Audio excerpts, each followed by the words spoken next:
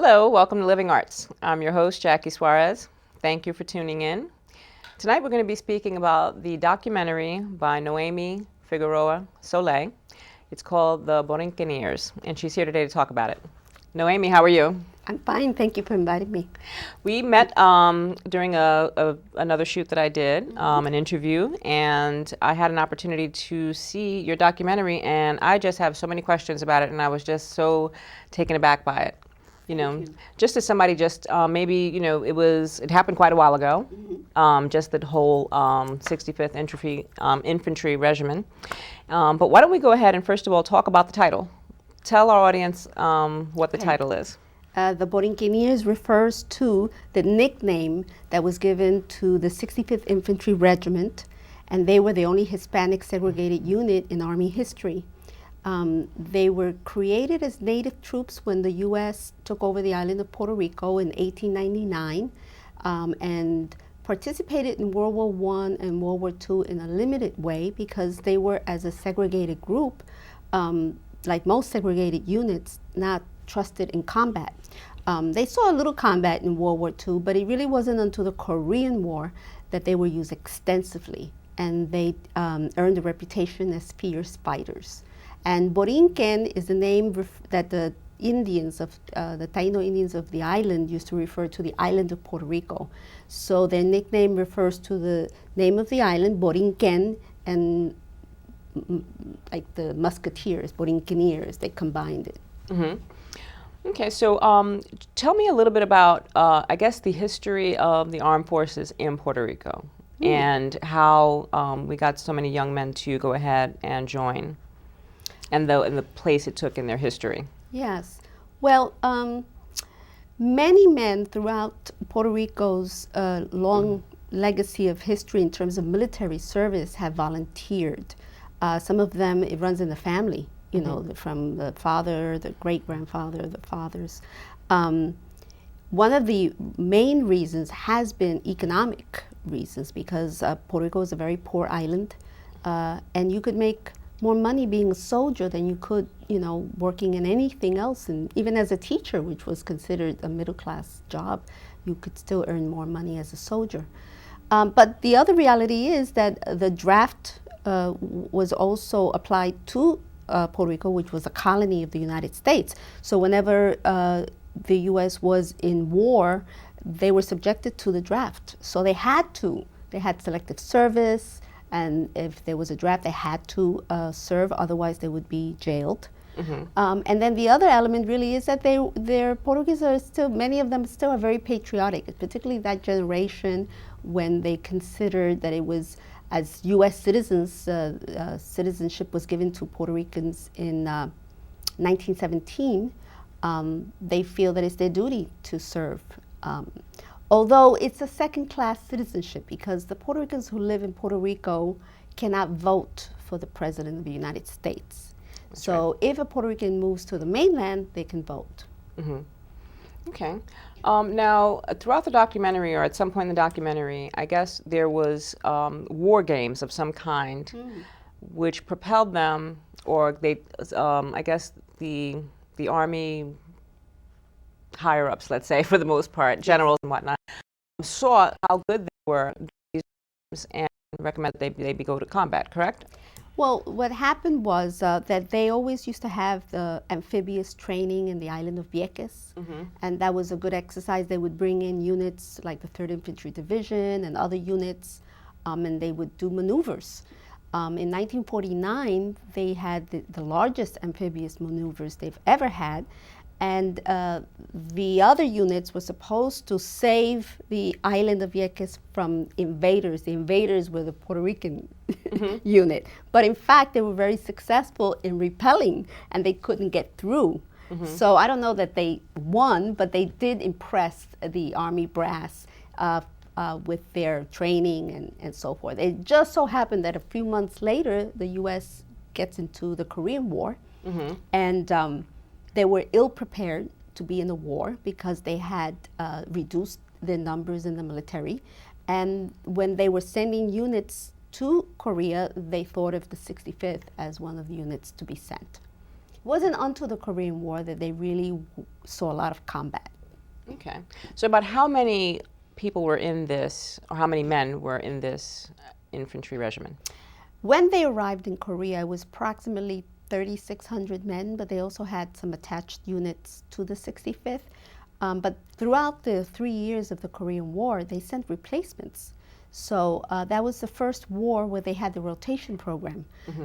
You would accumulate a certain number of points the longer you were, depending on where you were serving in the front lines or the back lines. And once you accumulated those points, you could go home, and then they would send fresh troops. They did not do that in the World War II, but they did in Korea. So you had constant replacements. During the Korean War, they were used extensively, and they not only earned the praise of General Douglas MacArthur, but they were instrumental in major assignments, including saving the Marines when they were surrounded in the Chosin Reservoir. That's one of the missions that they had where they impressed the officials. They did very well in that. So by the end of the war, or towards 1952-53, when there were already truce negotiations going on, the quality of the soldier had decreased because they were sending, which they always did, National Guard units that they had activated and sent to the war. But many of the experienced non-commissioned officers, which are the sergeants and the corporals, and many of the more experienced soldiers had been rotated home, and they were sending inexperienced soldiers. And then there were problems that happened in the 52, September and October 52, in two very important missions that happened with Kelly Hill and Jackson Heights. And the results were that almost 100 men were court-martialed. But I guess during that court-martial, and then you can see this in your documentary as well, these were very bloody battles. Yes. Very bloody. There was heavy loss, and I guess their morale was next to nothing. Yes. And as you mentioned, there were these troops that had not been trained well.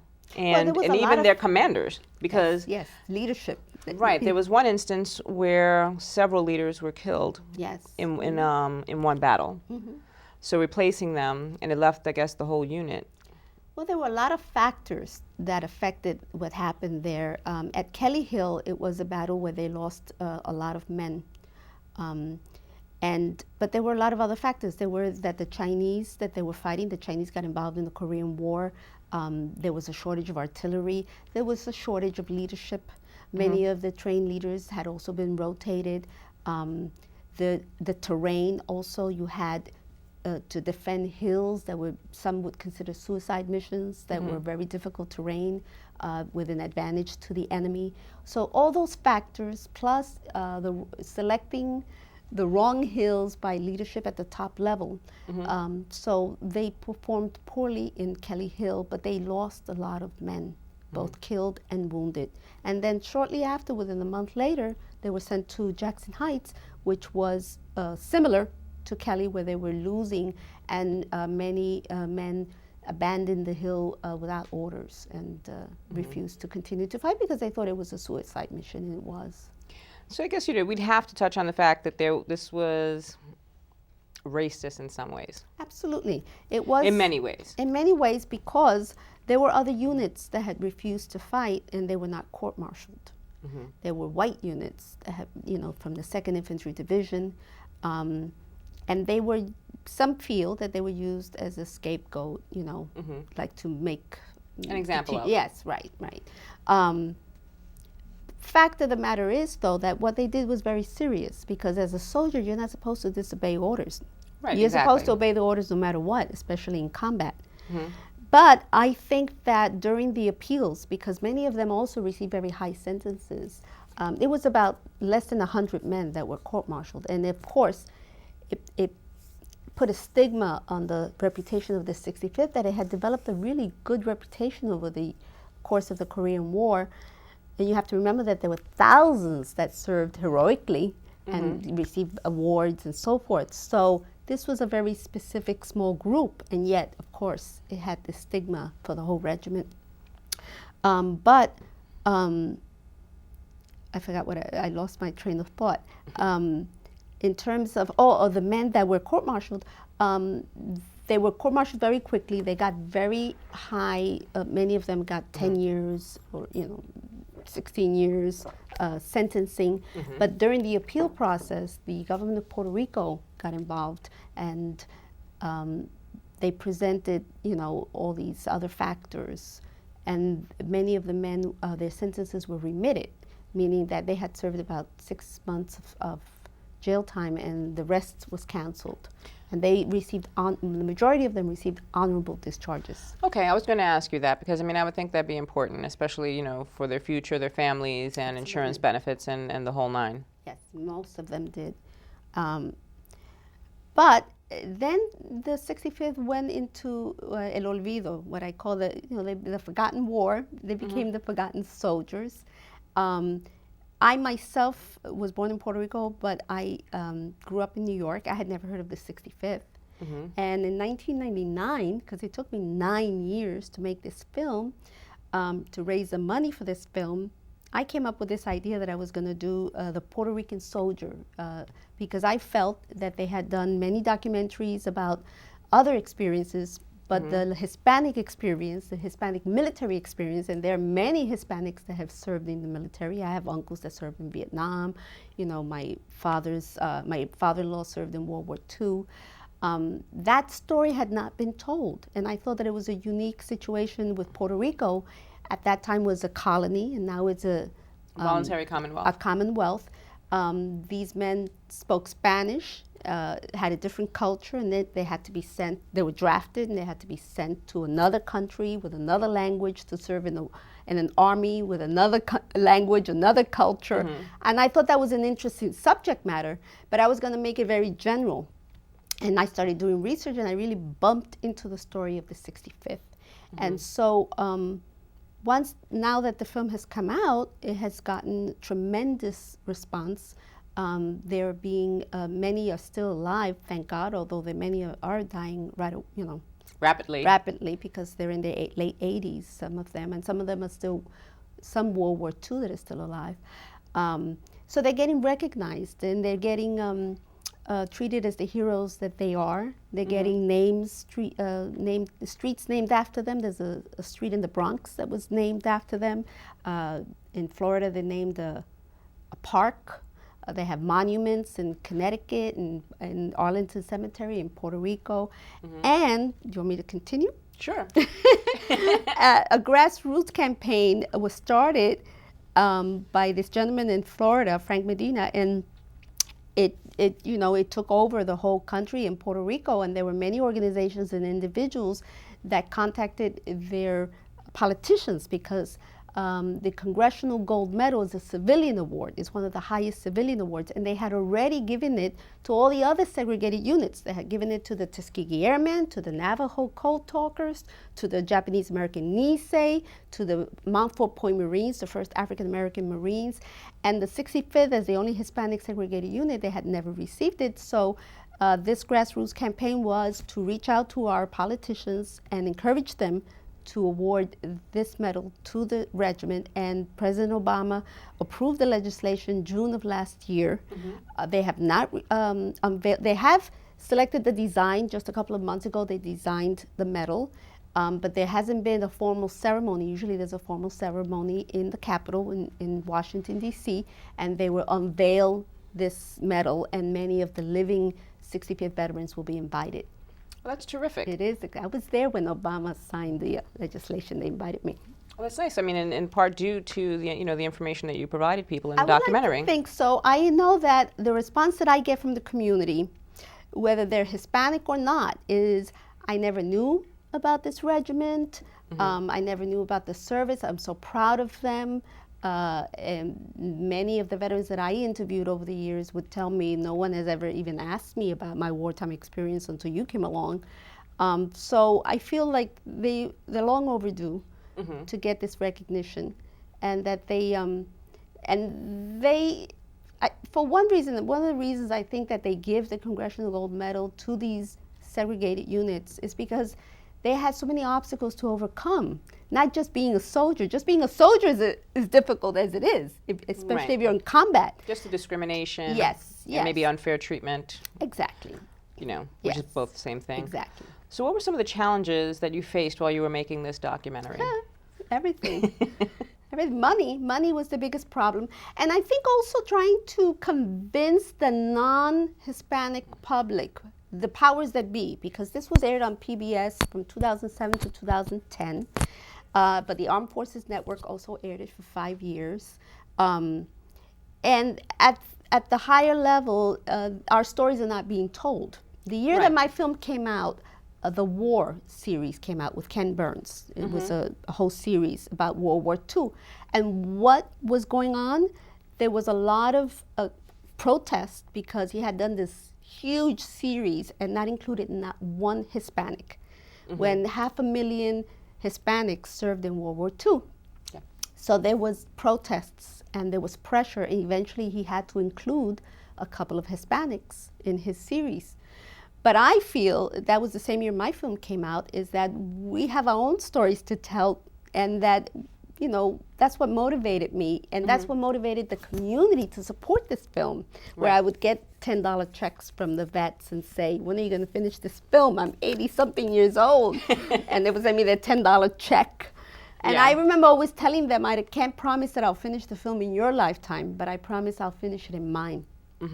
So it takes a little convincing to explain to people who do not understand that our stories have just as much, you know, validation as any other story and should be told as well.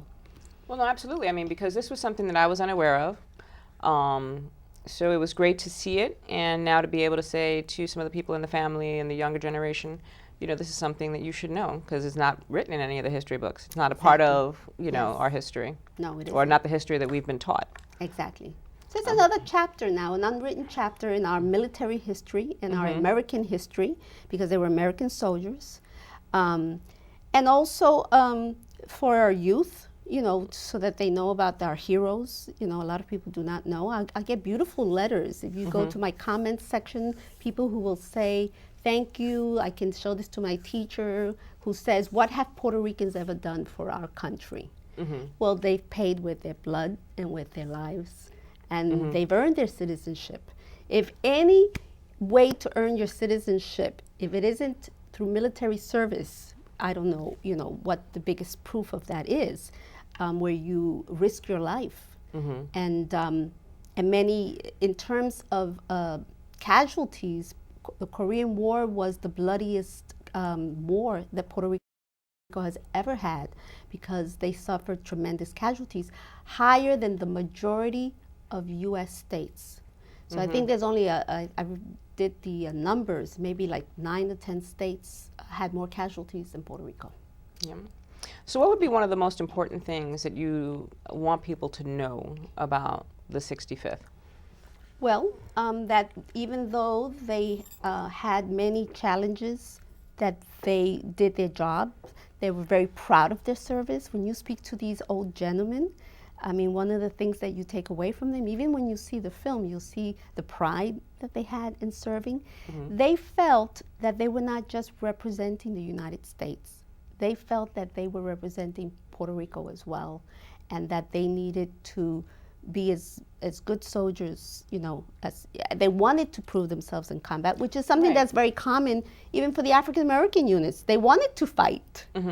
You know, they wanted to be given the opportunity. Absolutely, we're just as good as you are. And I think one of the soldiers in the film says this. One of the veterans, he says, "I want the American people to know that we did our share in this Korean War." That's probably, I remember that clearly. I believe it was a gentleman with the... Wendell Vega. Right. Yeah, I noticed that a lot of, well, two of the people that you had in the documentary became very emotional when they were talking about the deaths that took place, and it was really, really quite a hardship. Well... There was a massacre. They called it a massacre. It is a massacre. It was right, a massacre. on more than one occasion. Yes, it was a massacre. But war is difficult. War, you know, that's what happens. You lose buddies, you know. Right, because Puerto Rico is such a small island, and they all knew each other so well. Well, what happens, the whole idea of segregation is probably why the Army decided that it wasn't an efficient way to run a military. what happens is, because the majority of them came from Puerto Rico, although there were people from the states that were recruited from the mainland and then assigned to the 65th, so not all, and there were also... That was still Puerto Rican, yes. Yeah, there was some that were not Puerto Rican. You had some Mexican Americans, you had some Dominicans, U.S. Virgin Islanders, even a Continental, which I refer as non-Puerto Rican or American, Born Puerto Caucasian, Ricans, yeah. Caucasian, yeah. But the bulk of them came from Puerto Rico. So what happens if you send them to a battle and they suffer casualties is going to impact one specific regional area, Puerto Rico. Right. So the whole idea of segregation is that's one of the bad things, is we'll hit one particular area. It's like when you send a National Guard unit and they're gonna, then it's gonna hit the state of Iowa or whatever very strongly in terms of casualties. Now you've used the documentary and for educational purposes and appearances. Why don't you tell our audience about that? Oh, I've done presentations all over this country. We even had a screening in Madrid, and we had a screening in Cuba at the film festival over there. They included the film for 100 years of Puerto Rican cinema. And a lot of military installations will have, especially Hispanic Heritage Month, will show it. I've shown the film to a Hispanic audience, a non-Hispanic audience, and mixed audience.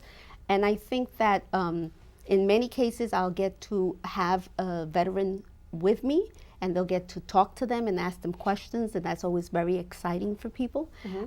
So I really feel that now they're on the map. They weren't on the map before, and I think that was so important. And I think that's why I had many people that helped me over the years, but it was a great financial, personal sacrifice that took me 9 years.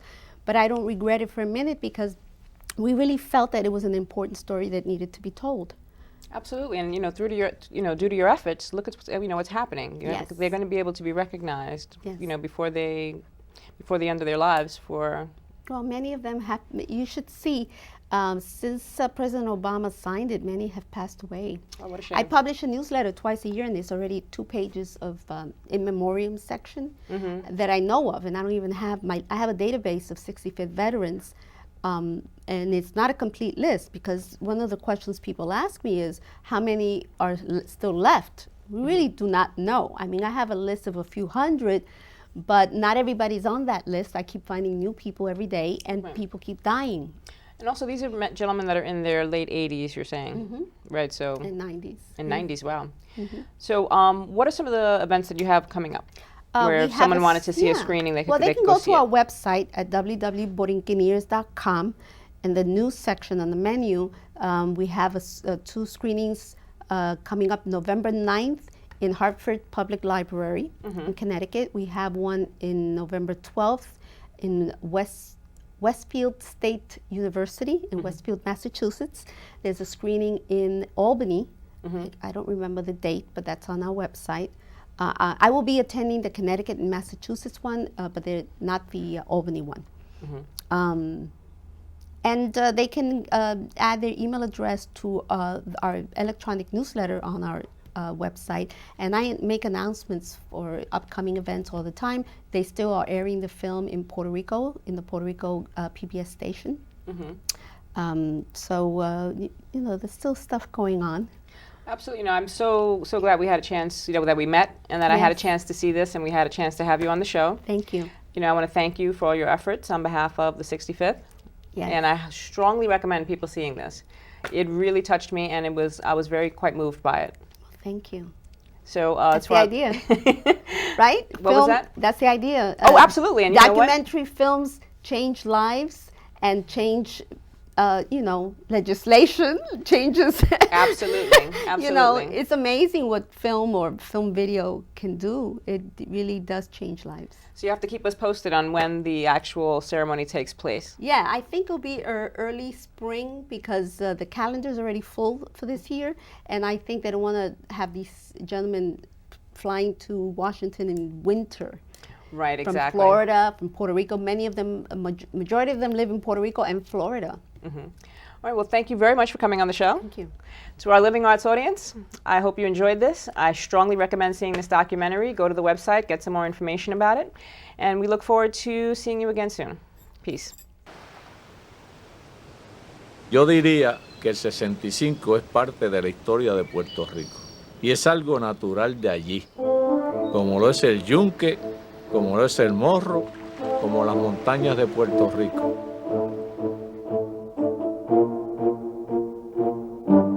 El honor más grande que Dios me ha dado a mí es el haber sido miembro del 65 material. I feel like it would be my obligation too, to fight for the country. Even if I'm Puerto Rico, you know, I'm American too. I was very glad that Puerto Ricans were on my side. Almost 95% casualties during the entire. With meritorious service to country since 1899, with honors, decorations, and tributes, the Borinqueneers' toughest fight would not be on the battlefield.